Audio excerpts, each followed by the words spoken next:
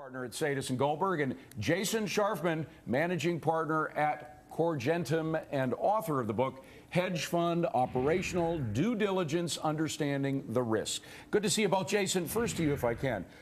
Sarbanes-Oxley, what the hell happened to that? I mean, you know, that was supposed to be the mother of all regs that was going to create a nice copacetic relationship within the financial community and regulators and get everything working fine.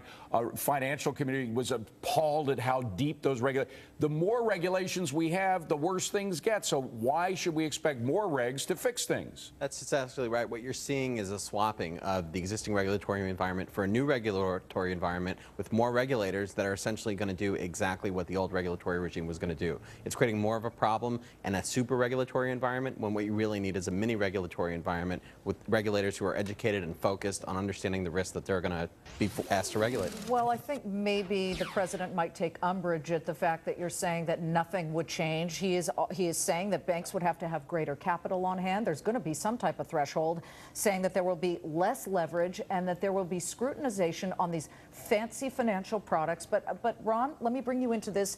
Isn't one of the risks solving yesterday's problems instead of looking at what tomorrow's problems will be? They're trying, I think, to solve tomorrow's problems by making some changes today. Some of the reforms that are proposed, I think, are good, and some of them are ideologically interesting, but I don't know how easily they're going to be in implementing them. One of the concerns I have is there are going to be many unintended consequences, similar to Sarbanes-Oxley. It had an unintended consequence of creating a more quiet environment where less information was shared rather than more information.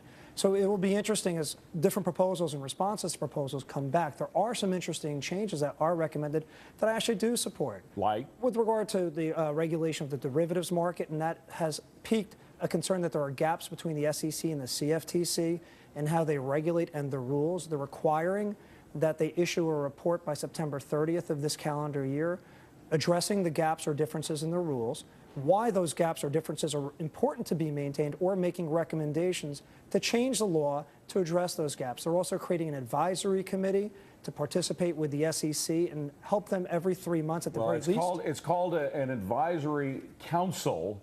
It's an 8-member council. It would seek to identify potential risks with large financial institutions and problematic investment products.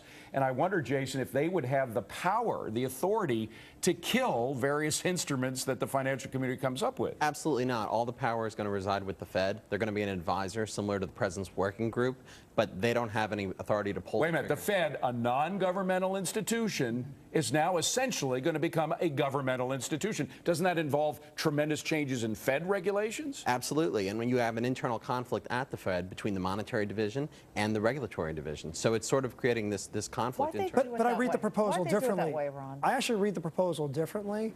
I've read it where it clearly states that they want the SEC and the CFTC to come up with similar rules for new products. The SEC has them. The CFTC doesn't necessarily require them. They're trying to create an equal playing field among the exchanges, saying that some of these differences have resulted in different securities being issued on different exchanges because the rules are different. So they're trying to really create an equality. And another interesting point was they're trying to add a fiduciary obligation to broker-dealers similar to investment advisors, which currently exists. But is something going to work here, guys? Yeah, I think some of the stuff actually will, and it's a function of just meeting in the middle and coming down with compromises, which really that's what it is all about. And the intentions are really good. I mean, think about it also, they're requiring underwriters or issuers of securitized pools to maintain an interest in those pools so they're not putting together bad performing instruments and selling them off to the public. But Jason, just to your point, the fact that the alphabet soup of bureaucracies is going to grow again inside the Beltway, when some people, including Paul Volcker, by the way, is supposed to be advising the president on some of these issues, says what we need is just fewer regulations, beginning with perhaps a return to Glass-Steagall, separating commercial and financial banking. Absolutely, and you see that most clearly with the rating agencies. There are inherent conflicts of interest built in to those types of entities, both regulatory and private, in the example of rating agencies, and there really needs to be a separatization, and these interests need to be Chinese walled off from each other, because otherwise it leads us to our current problems. Last word, Ron. Listen, the reality is there's going to be a compromise. What I would suggest is rather than having 20 new rules, you whittle it down to 2 or 3 that are the most effective.